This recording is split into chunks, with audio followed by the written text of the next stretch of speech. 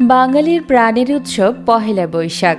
পুরাতন বছরের সকল গ্লানি মুছে ফেলে সারা দেশের ন্যায় চাঁপাইনবাবগঞ্জেও নানা আয়োজনের মধ্য দিয়ে বাংলা নববর্ষকে বরণ করতে সব বয়সের মানুষ উৎসবে মেতে উঠেছে।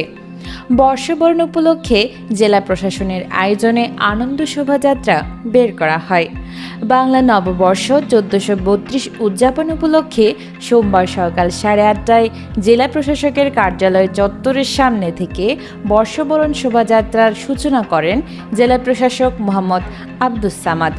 শোভাযাত্রাটি বিভিন্ন সড়ক প্রদক্ষিণ করে একই স্থানে এসে শেষ হয়।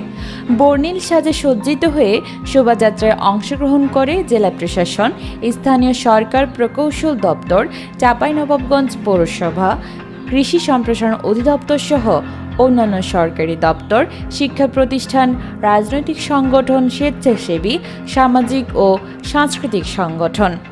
শোভাযাত্রায় অংশগ্রহণকারী তরুণীদের পরনে শোভা পায় লাল, সাদা, সবুজ, লাল পাড়ের শাড়ি, মাথায় নানান রঙের ফুলের টায়রা।